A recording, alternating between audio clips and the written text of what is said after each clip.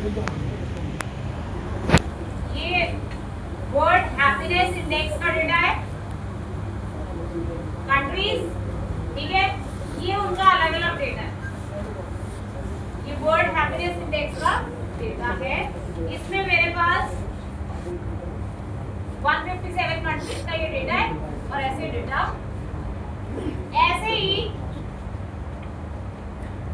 एक फाइल है मेरे पास, ये इसमें कंट्री है, कंट्री में कोविड के कंफर्म केसेस कितने हैं, रिकवर्ड केसेस कितने हैं और डेथ्स, ये डेटा है, ठीक है। दोनों में लगभग उतना डेटा, कुछ डेटा एक्स्ट्रा है इस कोविड वाली फाइल में, कुछ डेटा एक्स्ट्रा है। कुछ कंट्रीज ऐसे हैं जो हैप्पीनेस इंडेक्स में नहीं है और इसमें कोविड में। मुझे क्या करना है, इन दोनों डेटा फ्रेम्स को मर्ज करना, मुझे क्या करना है, दोनों डेटा फ्रेम्स को मर्ज करना। अब यहाँ मैं कंकैट नहीं यूज करूंगी, मुझे एक के नीचे नहीं लगाना है, मुझे इन दोनों फाइल्स को मर्ज करना, ताकि नाम सेम होने पे मैं उन कॉलम्स को क्या कर सकूं, ज्वाइन करूं, ठीक है। तो मैं इन दोनों फाइल्स को जरा मर्ज करके दिखाऊंगी। और ये मर्जिंग, ज्वाइनिंग, कंकैटिनेशन, ये बहुत यूज होता है, ये सब डेटा कलेक्शन का पार्ट है। आपका डेटा अलग अलग सोर्सेज से आ रहा है, आप उसे कलेक्ट करके एक डेटा फ्रेम बनाएंगे, फिर उस पर काम स्टार्ट, फिर उस पर बाकी एक्सप्लोरेटरी डेटा, ठीक है। तो देखो DF HDF happiness data frame pd.readcsv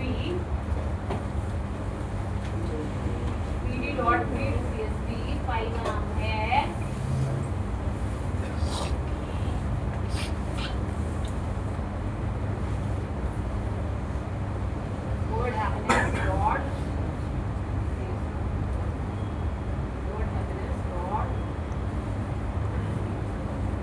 ये मेरा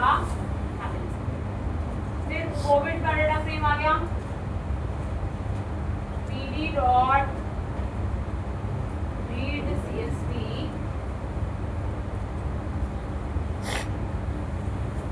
फाइल का नाम बोलूं, फाइल का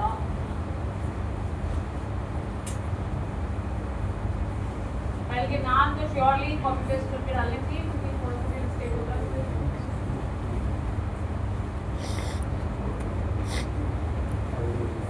ठीक है, तो ये मेरे दोनों डेटा फ्रेम्स, ठीक है। प्रिंट करा के देखती हूँ HDF dot head 3 top 3 records, इसके कॉलम के नाम वगैरह चेक करने मैंने इसमें डॉट हेड 3, दोनों के 3-3 रिकॉर्ड बने।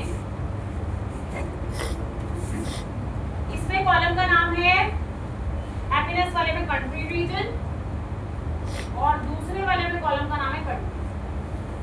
इसमें हमें मर्ज करना है ना, कॉलम का नाम दोनों में अलग अलग, तो मुझे left on right on specify करना, लेफ्ट को किस पे मर्ज करना है और राइट को किस पे।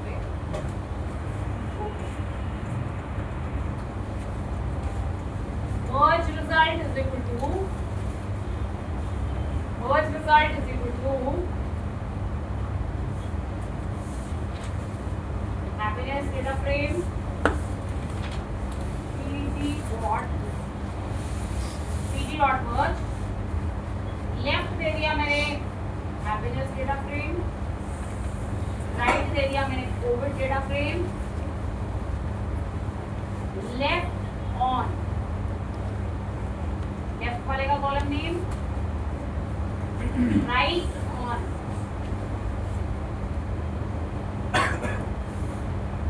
यहाँ राइट, दोनों के कॉलम नेम। राइट वाले में तो कॉलम का नाम है कंट्री और लेफ्ट वाले में कॉलम का नाम है कंट्री।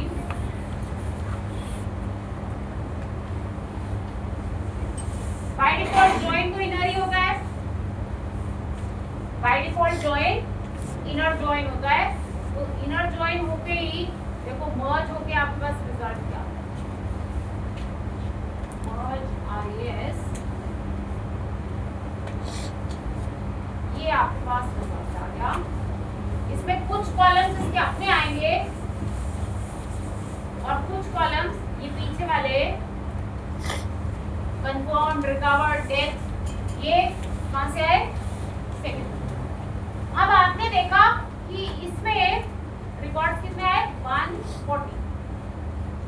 पहली वाली फाइल में ही 150 कुछ रिकॉर्ड्स थे, पर कुछ रिकॉर्ड्स कम थे, क्योंकि ऐसा हो सकता है कि कुछ कंट्रीज के नाम एक फाइल में किसी और तरीके से स्पेल्ड हो और दूसरी फाइल में किसी और तरीके से। जैसे मैंने पहले कराया हुआ है, मुझे याद है कि इनमें से एक फाइल में यूनाइटेड स्टेट्स को यूएस लिखा हुआ, एक में यूनाइटेड स्टेट्स।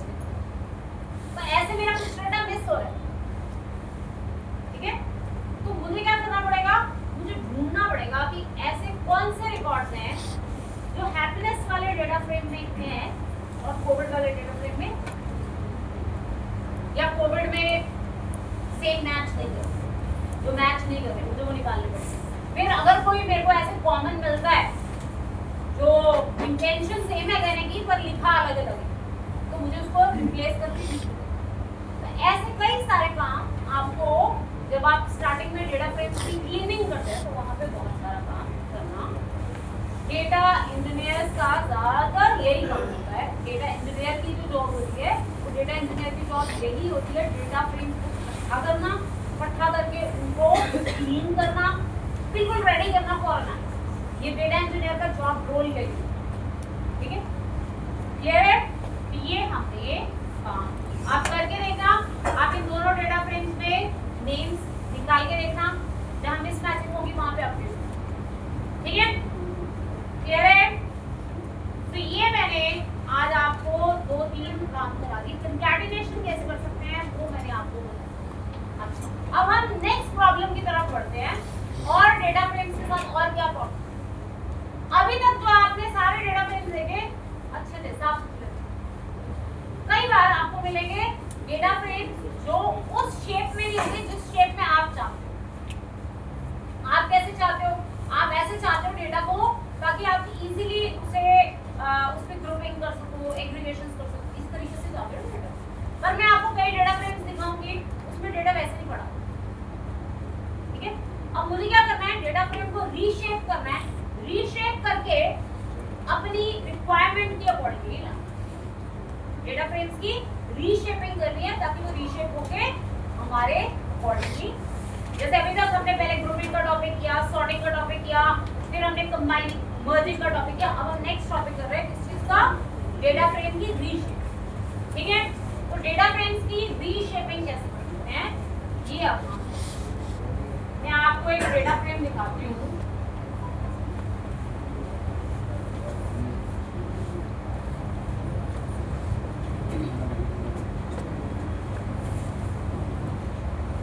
ये डेटा फ्रेम है, ये एक डेटा फ्रेम, ये एक डेटा, ठीक है? इसमें क्या है?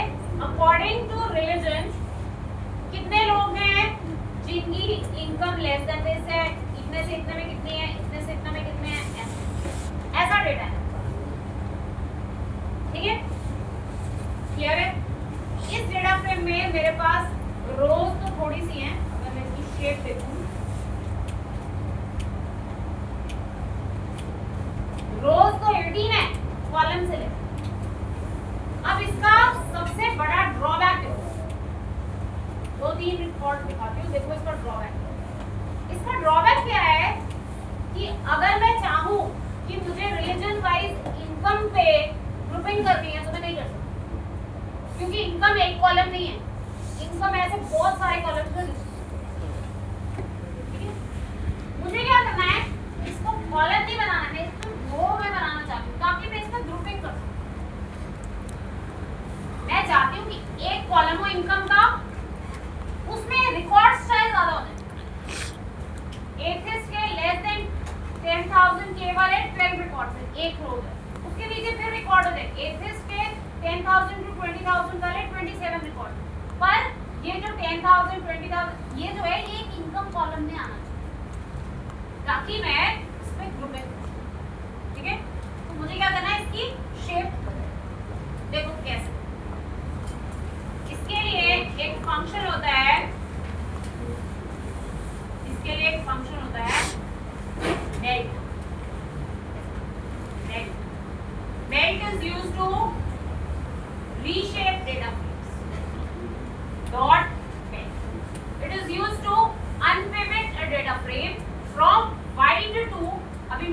फ्रेम वाइड फॉर्मेट में, मुझे वाइड से long format, from wide to long, ठीक है।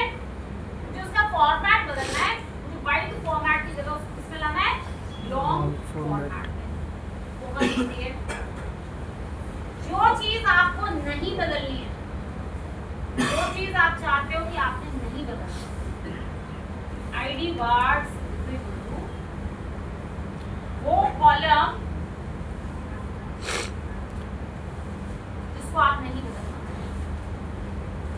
जिस कॉलम को आप नहीं बदलना चाहते वो आ गया आईडी। सिर्फ इतना लिखने से ही देखो, सिर्फ इतना लिखने से ही देखो ये क्या हो गया। ऐसे रिलीजन आ गया, लेस देन 10,000 के इतने रिकॉर्ड्स हैं, ये सारे रिलीजन्स की पहले लेस देन 10,000, फिर ऐसे सारा डेटा ऐसे लॉन्ग फॉर्मेट बन गया। अब ये वाइड फॉर्मेट में नहीं रहा, अब ये लॉन्ग फॉर्मेट।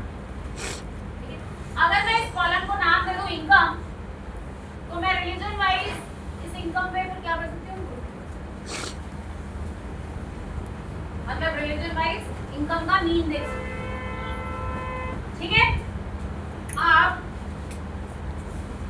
यहाँ मैंने दो आर्ग्यूमेंट्स बोले हैं, var name,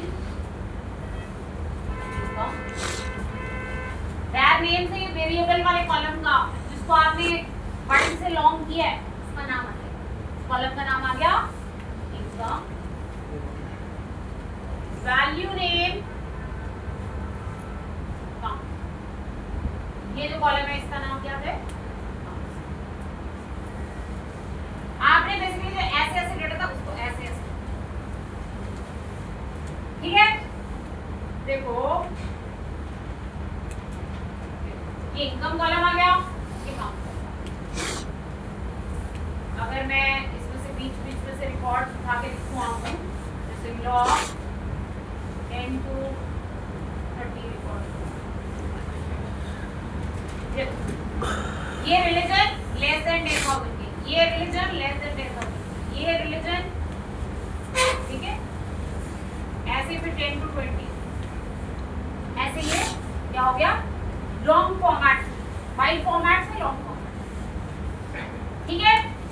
अब आप कहोगे मुझे इसका फायदा क्या है, फायदा देखो अभी मैं ग्रुपिंग कर दूंगी, फायदा मिल जाएगा हमें। व्यू आईडी जो मेरा डेटा फ्रेम है डॉट ग्रुप बाय इसमें किया ठीक है, और रिलीजन पे ग्रुप बाय करके काउंट का आप क्या कर दो, और भी कुछ कर सकते हो, मैंने तो अभी सिर्फ रिलीजन वाइज काउंट का, ये कितने हैं, ये कितने हैं, ये कितने हैं, ये अलग, ठीक है। आप और कुछ करना चाहते हो, काउंट नहीं करना चाहते, सम करना चाहते हो, सम, ठीक है। किस किस रिलीजन के कितने कितने रिकॉर्ड्स हैं वो ग्रुप बाय,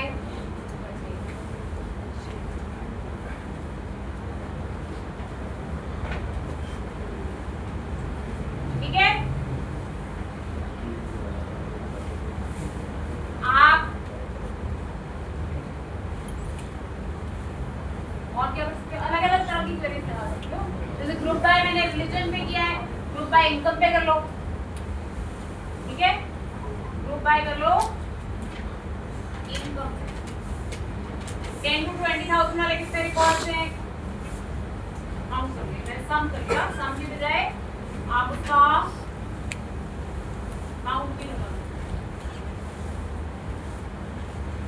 कितने रिकॉर्ड्स हैं,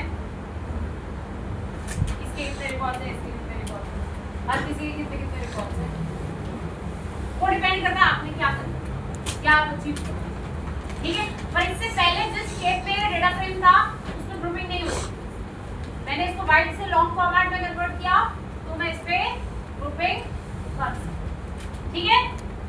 ऐसा ही एक और एग्जांपल बता दूंगा, ऐसा ही फाइल दिखा दूंगा आपको, ये फाइल ये देखो, ये ना बिलबोर्ड पे जो सॉन्ग्स होते हैं ये उन सॉन्ग्स का डेटा है, ठीक है। हियर आर्टिस्ट ट्रैक कितना टाइम का है, किस डेट को बिलबोर्ड पे एंटर किया, वीक 1 में उसके रैंक क्या था, वीक 2 पे उसका रैंक क्या था, वीक 3 पे उसका रैंक क्या था, ऐसे वीक वाइज उसके रैंक, ठीक है। अब आप देखो ये वीक 60, वीक 76 कितना सारा, अब इसमें ये बाकी कॉलम्स तो ठीक है, year, artist, track, time, date enter, ये तो ठीक है, पर ये जो वीक वाला डेटा है ये ऐसे नहीं होता, ठीक है। इसको मुझे क्या करना है, लॉन्ग फॉर्मेट, एक कॉलम आए वीक जिसमें 1 2 3 वीक 1 वीक 2 वीक 3 ऐसे करके, और उसके सामने आ जाए वीक 1 में उसका रैंक क्या होगा, वीक 2 में उसका रैंक, ताकि किसी आर्टिस्ट का एवरेज रैंक देखना चाहूँ तो फाइंड करो, ठीक है। तो मुझे क्या करना है, इस फाइल को बेल्ट रीशेप, कैसे, billboard df = cd.read csv billboard,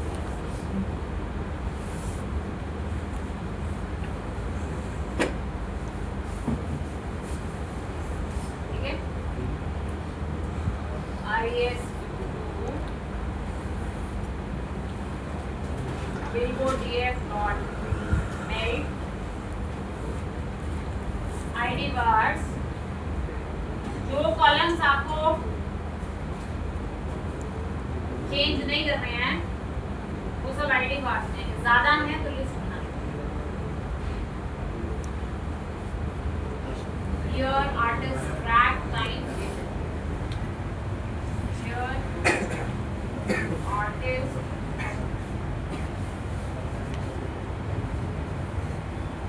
track,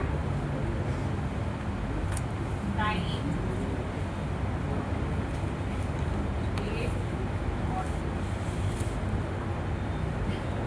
ठीक है। ये मेरा आ गया var name,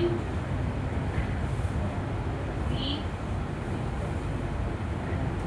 value name, rank, तो ये मेरा डेटा फ्रेम बदल जाएगा, ठीक है। डेटा फ्रेम वाइड से आ जाएगा लॉन्ग, वीक 1 87, सेकंड ट्रैक का वीक 1 91, थर्ड ट्रैक का वीक 1 81, ऐसे सबका फिर वीक 2 होगा, ऐसे वीक 3 होगा, इसमें रिकॉर्ड्स बहुत ज्यादा हो गए होंगे, 24,000 रिकॉर्ड्स, क्योंकि रिपीट हो रहा होगा ना, ठीक है। अब मुझे इससे फायदा क्या मिला, मैं इससे करूंगी ग्रुप बाय करो आर्टिस्ट में, और उसके रैंक का मुझे लो